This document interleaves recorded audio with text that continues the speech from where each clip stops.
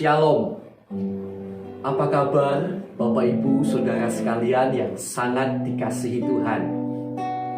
Kita hidup karena anugerah Tuhan. Kita ada karena kasih karunia Tuhan. Semuanya yang ada pada kita itu karena anugerahnya. Mari datang bersama wadah Tuhan. Kita akan bersyukur kepada Tuhan dan datang dengan segenap hati kita kepada Tuhan.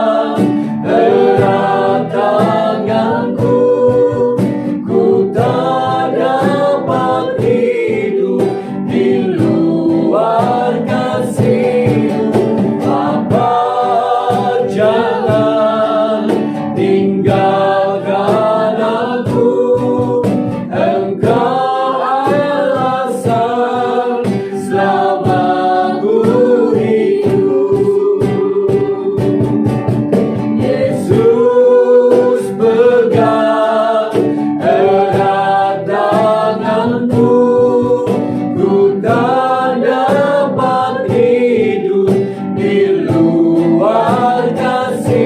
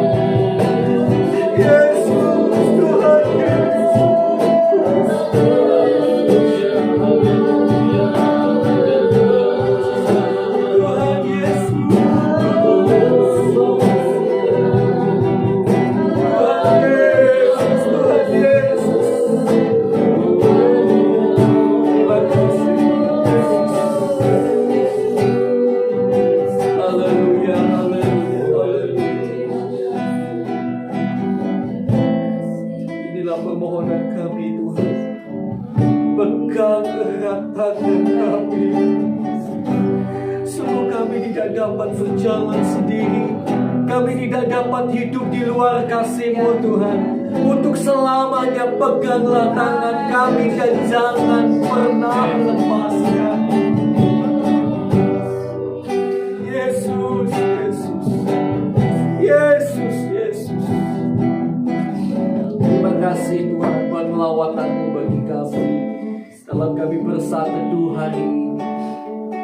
Dan kalau sebentar lagi kami akan bersama-sama membaca dan merenungkan akan kebenaran firman-Mu, kiranya Engkau akan berbicara pada setiap kehidupan kami lewat ayat-ayat yang akan kami baca bersama-sama. Tuntunlah kami Tuhan, tuntunlah kami, berbicaralah, karena kami rindu untuk mendengarkan dan belajar firman. Hanya di dalam nama Tuhan Yesus Kristus. Haleluya. Amin. Amin. Puji Tuhan. Puji Tuhan Bapak Ibu Saudara sekalian yang sangat dikasihi oleh Tuhan kita Yesus Kristus. Hari ini kita akan melanjutkan pembacaan Alkitab kita di kitab Matius pasal 26. Dan di kitab Matius 26 ini ada 75 ayat ya. Cukup banyak sekali.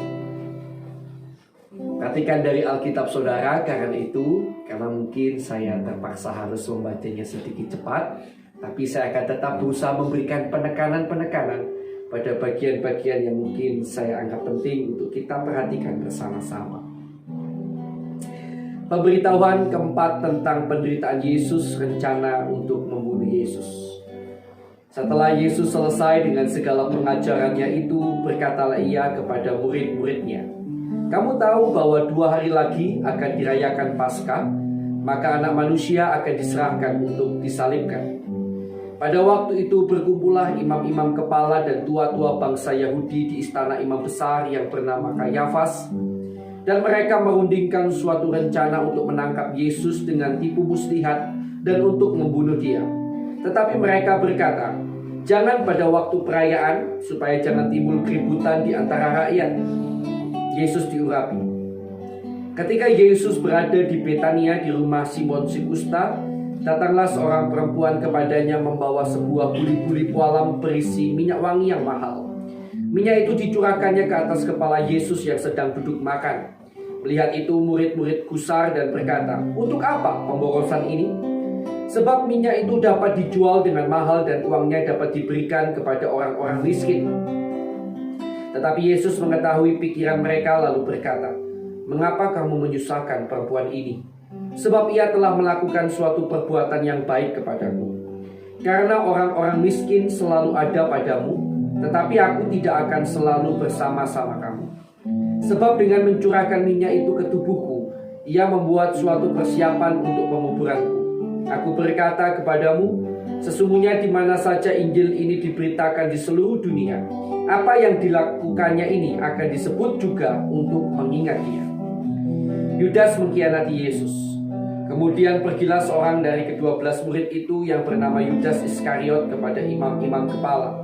Ia berkata, "Apa yang hendak kamu berikan kepadaku, supaya aku menyerahkan dia kepada kamu?" Mereka membayar 30 uang perak kepadanya. Dan mulai saat itu, ia mencari kesempatan yang baik untuk menyerahkan Yesus. Yesus makan Paskah dengan murid-muridnya. Pada hari pertama dari hari raya roti tidak beragi, datanglah murid-murid Yesus kepadanya dan berkata, "Di mana engkau kehendaki kami mempersiapkan perjamuan Paskah bagimu?"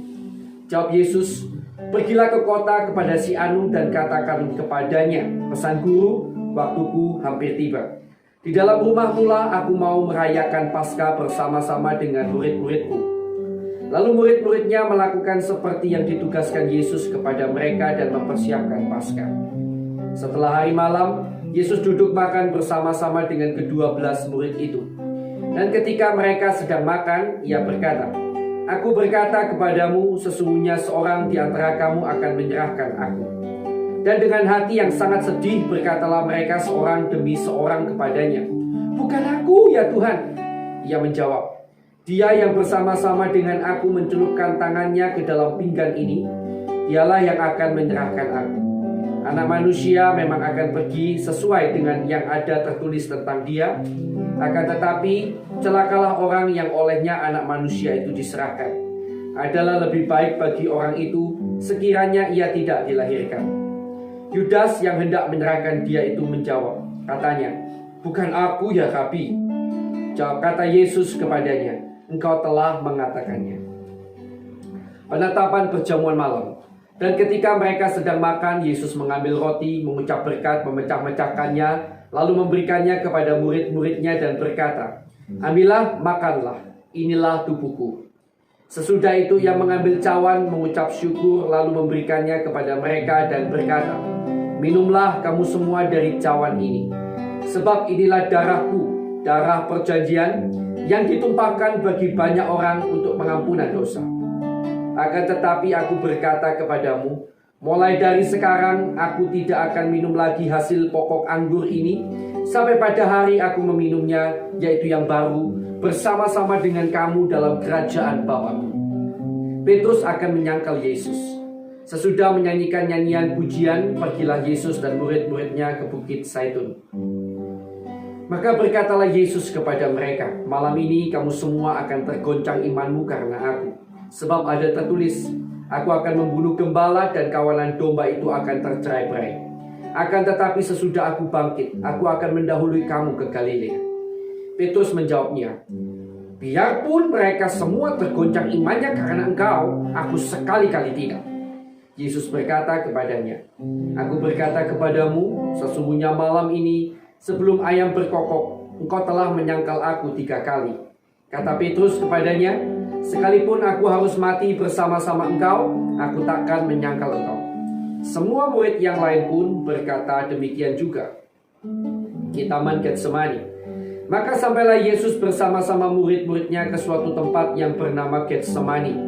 Lalu ia berkata kepada murid-muridnya, "Duduklah di sini sementara aku pergi ke sana untuk berdoa." Dan ia membawa Petrus dan kedua anak Zebedeus sertanya.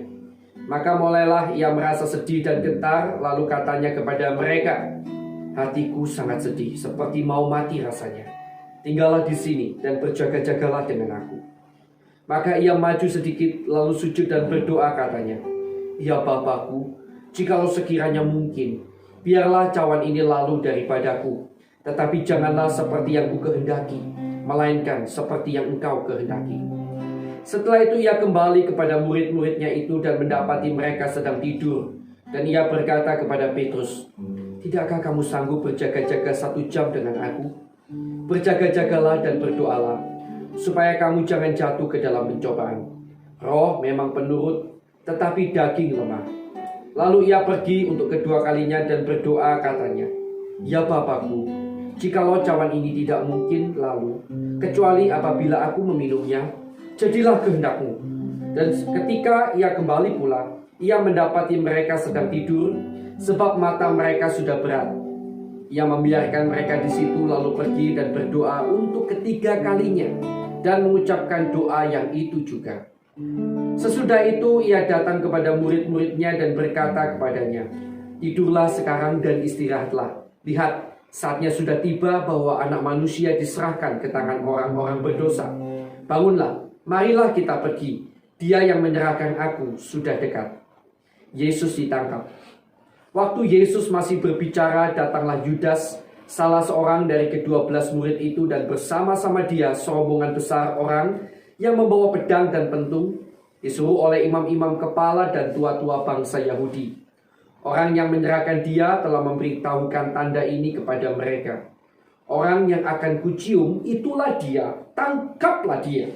Dan segera ia maju mendapatkan Yesus dan berkata, "Salam Rabi," lalu mencium dia. Tetapi Yesus berkata kepadanya, "Hai teman, untuk itukah engkau datang?" Maka majulah mereka memegang Yesus dan menangkapnya. Tetapi seorang dari mereka yang menyertai Yesus mengulurkan tangannya, menghunus pedangnya dan menetapkannya kepada hamba imam besar sehingga putus telinganya. Maka kata Yesus kepadanya, "Masukkan pedang itu kembali ke dalam sarungnya. Sebab barang siapa menggunakan pedang akan binasa oleh pedang. Atau kau sangka bahwa aku tidak dapat berseru kepada Bapakku supaya ia segera mengirim lebih dari 12 pasukan malaikat membantu aku? Jika begitu, bagaimanakah akan digenapi yang tertulis dalam kitab suci yang mengatakan bahwa harus terjadi demikian? Pada saat itu Yesus berkata kepada orang banyak, "Sangkamu aku ini penyamun, maka kamu datang lengkap dengan pedang dan pentung untuk menangkap aku. Padahal tiap hari aku duduk mengajar di bait Allah dan kamu tidak menangkap aku. Akan tetapi semua ini telah jadi supaya genap yang ada tertulis dalam kitab nabi-nabi." Lalu semua murid itu meninggalkan dia dan melarikan diri. Yesus di hadapan mahkamah agama. Sesudah mereka menangkap Yesus, mereka membawanya menghadap Kayafas, imam besar. Di situ telah berkumpul ahli-ahli Taurat dan tua-tua, dan Petrus mengikuti dia dari jauh sampai ke halaman imam besar, dan setelah masuk ke dalam, ia duduk di antara pengawal-pengawal untuk melihat kesudahan perkara itu. Imam-imam kepala malah seluruh mahkamah agama mencari kesaksian palsu terhadap Yesus supaya ia dapat dihukum mati. Tetapi mereka tidak memperolehnya, walaupun tampil banyak saksi dusta. Tetapi akhirnya tampillah 2 orang yang mengatakan, "Orang ini berkata, aku dapat merobohkan bait Allah dan membangunnya kembali dalam 3 hari. Lalu imam besar itu berdiri dan berkata kepadanya, "Tidakkah engkau memberi jawab atas tuduhan-tuduhan saksi-saksi ini terhadap engkau?" Tetapi Yesus tetap diam. Lalu kata imam besar itu kepadanya, "Demi Allah yang hidup, katakanlah kepada kami, apakah engkau Mesias, anak Allah atau tidak?" Jawab Yesus, "Engkau telah mengatakannya. Akan tetapi aku berkata kepadamu, mulai sekarang kamu akan melihat Anak Manusia duduk di sebelah kanan yang Maha Kuasa dan datang di atas awan-awan di langit." Maka imam besar itu mengoyakkan pakaiannya dan berkata, "Ia menghujat Allah. Untuk apa kita perlu saksi lagi? Sekarang telah kamu dengar hujatnya. Bagaimana pendapat kamu?" Mereka menjawab dan berkata, "Ia harus dihukum mati." Lalu mereka meludahi mukanya dan meninjunya. Orang-orang lain memukul dia dan berkata, "Cobalah katakan kepada kami, hai Mesias, siapakah yang memukul engkau?" Petrus menyangkal Yesus. Sementara itu Petrus duduk di luar di halaman. Maka datanglah seorang hamba perempuan kepadanya, katanya, "Engkau juga selalu bersama-sama dengan Yesus orang Galilea itu." Tetapi ia menyangkalnya di depan semua orang, katanya, "Aku tidak tahu apa yang kau maksud." Ketika ia pergi ke pintu gerbang, seorang hamba lain melihat dia dan berkata kepada orang-orang yang ada di situ, "Orang ini bersama-sama dengan Yesus orang Nazaret itu." Dan ia menyangkal pula dengan bersumpah, "Aku tidak kenal orang itu." Tidak lama kemudian orang-orang yang ada di situ datang kepada Petrus dan berkata, "Pasti engkau juga salah seorang dari mereka. Itu nyata dari bahasamu." Maka mulailah Petrus mengutuk dan bersumpah, "Aku tidak kenal orang itu." Dan pada saat itu berkokoklah ayam. Maka teringatlah Petrus akan apa yang dikatakan Yesus kepadanya, "Sebelum ayam berkokok, engkau telah menyangkal aku 3 kali."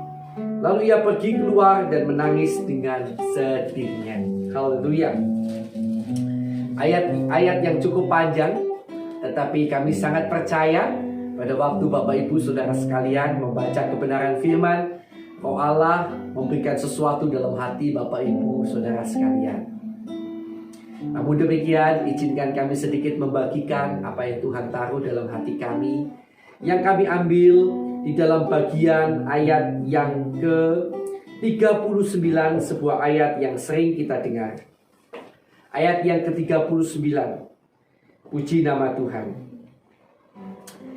Maka ia maju sedikit lalu sujud dan berdoa, katanya, "Ya Bapakku, jikalau sekiranya mungkin, biarlah cawan ini lalu daripadaku, tetapi janganlah seperti yang ku kehendaki, melainkan seperti yang Engkau kehendaki."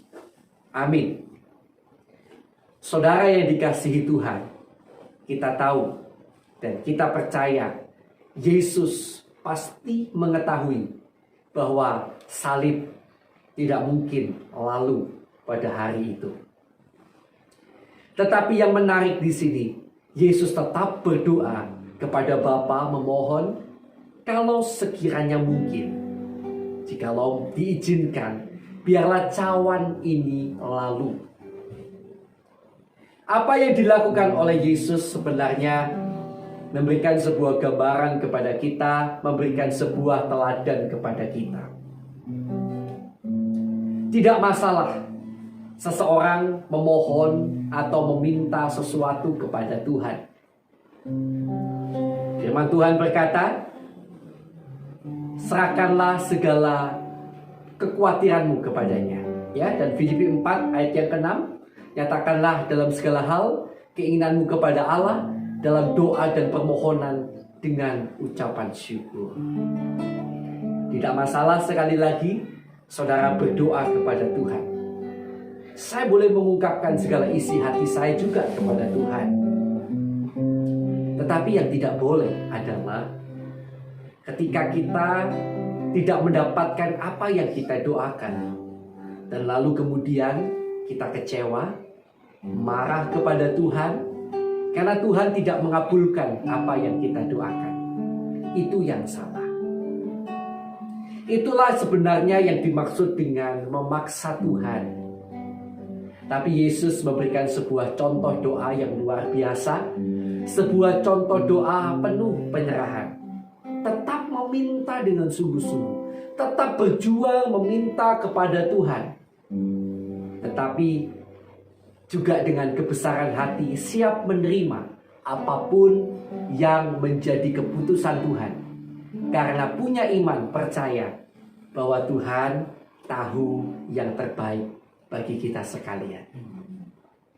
Karena itu Bapak Ibu Saudara yang kasih Tuhan, sekalipun doamu mungkin pernah engkau berdoa sungguh-sungguh, setengah mati, mati-matian, namun tidak dikabulkan oleh Tuhan, jangan kau putus asa, lalu di kemudian hari kau tidak mau lagi berdoa karena merasa sia-sia. Kalau itu ada dalam hati saudara atau pernah dalam hati saudara, bertobatlah. Berarti di saat yang lalu saudara belum beriman sungguh-sungguh kepada Tuhan bahwa Dia tahu yang terbaik. Saudara belum bersorak dengan sungguh-sungguh. Saudara telah memaksa Tuhan. Mari menjadi orang yang tetap berdoa. Tetap berdoa sekalipun mungkin belum dijawab oleh Tuhan atau tidak dikabulkan oleh Tuhan di saat yang lalu. Tetap berdoa dengan sungguh-sungguh, karena iman percaya sekali lagi bahwa Dia tahu yang terbaik bagi kita. Tuhan Yesus memberkati. Mari tangan bersama-sama datang pada Tuhan. Kita berdoa untuk firman yang baru saja kita dengarkan dan renungkan bersama-sama. Terima kasih Tuhan untuk kebenaran firman-Mu. Tidak mudah memang Tuhan bagi kami manusia yang selalu ingin semuanya berjalan seperti yang kami mau. Tapi berikan kami iman percaya untuk mempercayakan semuanya kepadamu. Setelah kami berjuang, berdoa, dan ketika semuanya tidak terjadi seperti yang kami inginkan, berikan kami kekuatan untuk tetap percaya bahwa Engkau selalu tahu yang terbaik bagi kehidupan kami. Terima kasih Tuhan, terima kasih Tuhan. Kami bersyukur kepadamu Bapa. Haleluya. Sekarang Bapak Ibu Saudara dikasih Tuhan, saya persilakan kita mengajak saudara-saudara semua untuk terus berdoa. Bagi orang-orang yang belum kenal Yesus, belum percaya Yesus, mari kita doakan bagi pertobatan mereka. Mari kita akan berdoa sama-sama.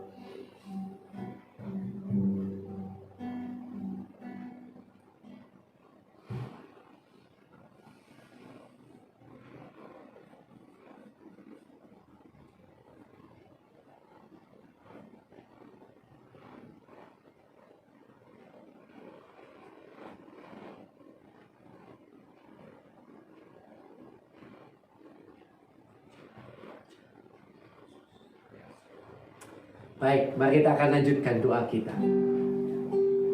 Tuhan, kami juga terus berdoa. Kami bermohon kepadamu untuk saudara-saudara seiman kami di seluruh dunia ini. Karena kami tahu ada di antara mereka yang masih harus berhadapan dengan penyiksaan, penganiayaan, ketidakadilan, bahkan ada yang dibunuh, dibantai karena iman mereka kepadamu, Tuhan. Kami berdoa, Tuhan. Berdoa untuk mereka dan keluarga mereka. Kuatkan kiranya mereka dan keluarga mereka Tuhan. Dan kalau boleh Tuhan, lepaskan mereka dari segala penyiksaan, penderitaan dan penganiayaan. Tolonglah umat-Mu ya Tuhan. Tolonglah umat. Tolong juga kiranya bangsa dan negara yang kami cintai, Indonesia ini, dalam nama Tuhan Yesus Kristus, berikan damai sejahtera atas Indonesia. Dalam nama Yesus, berikan pertolongan atas Indonesia. Dalam nama Yesus, berikan berkat yang melimpah atas Indonesia. Dalam nama Yesus, Tuhan, kiranya terjadi pertobatan yang besar-besaran atas Indonesia. Banyak jiwa boleh percaya dan terima Engkau dalam hidup mereka. Haleluya. Dalam nama Tuhan Yesus. Dalam nama Tuhan Yesus. Terima kasih Tuhan Yesus. Terima kasih Tuhan. Kami berdoa, kiranya juga Tuhan ampuni kesalahan dosa pelanggaran bangsa kami, pemimpin bangsa kami, pendahulu bangsa kami, bahkan kami segenap umat-Mu yang ada di Indonesia. Terima kasih Tuhan, terima kasih Tuhan Yesus. Kami datang kepadamu, kami juga berdoa Tuhan untuk hamba-Mu maupun semua orang yang disebut sebagai seorang hamba Tuhan, pendeta, penginjil, gembala, guru, orang-orang yang memiliki gelar-gelar teologi, gelar-gelar pendetaan. Tuhan, kami berdoa, karuniakan kiranya kepada kami dan keluarga kami hati yang selalu tulus, ikhlas untuk melayani. Tuhan, kiranya cukupkan segala apa yang kami dan keluarga kami perlukan. Tuhan, kiranya perlengkapi kami lebih lagi untuk kami dapat lebih berkarya bagi kerajaan Allah. Terima kasih Tuhan. Kami juga berdoa untuk jemaat-jemaat yang digembalakan oleh hamba-hamba-Mu dimanapun berada. Bapa, kiranya Kau berikan pertumbuhan iman, pengharapan dan kasih yang kuat sampai akhir hidup mereka. Kiranya Tuhan Kau tolong agar tidak ada yang terhilang, namun mereka justru membawa jiwa-jiwa kepada-Mu Tuhan. Dan dalam nama Yesus, kiranya Tuhan berkati keluarga mereka, pelayanan mereka maupun pekerjaan mereka. Dan untuk yang sakit, kami juga bersatu hati. Kami percaya kuasa-Mu, jamahan-Mu tetap sama Tuhan. Kiranya Kau jamah, Kau tolong, Kau sembuhkan mereka yang sakit. Hanya di dalam nama Tuhan Yesus Kristus. Dalam nama Tuhan Yesus. Dalam nama Tuhan Yesus. Jamah, tolong sembuhkan mereka yang sakit Tuhan. Kami juga berdoa Tuhan untuk setiap yang dalam masalah. Kalau misalnya itu terjadi karena kesalahan kami, kiranya Tuhan ampuni kesalahan dosa pelanggaran kami. Kalau boleh juga Tuhan tunjukkan kiranya kesalahan kami di mana. Dan Tuhan kiranya ampuni kesalahan kami. Dan tolong agar kami dapat bertobat sungguh-sungguh kepada Tuhan. Dan dalam semua masalah yang kami hadapi, kiranya Tuhan mengaruniakan kami damai sejahtera, sukacita dan kemenangan demi kemenangan dalam nama Yesus. Terima kasih Tuhan. Dan segala kuasa kegelapan, kuasa iblis yang mengganggu, mengikat anak-anak Tuhan sehingga terus berbuat dosa, kami ikat, kami patahkan, kami usir keluar segala kuasa kegelapan itu dengan iman percaya di dalam nama Tuhan Yesus Kristus. Dalam nama Tuhan Yesus Kristus. Dalam nama Tuhan Yesus, kuasa darah Tuhan Yesus Kristus menutup bungkus kami dan keluarga kami. Haleluya. Terima kasih Tuhan. Terima kasih. Sekarang kami memberikan kesempatan ya untuk kita berdoa masing-masing buat pergumulan doa kita. Yuk kita akan doa sama-sama.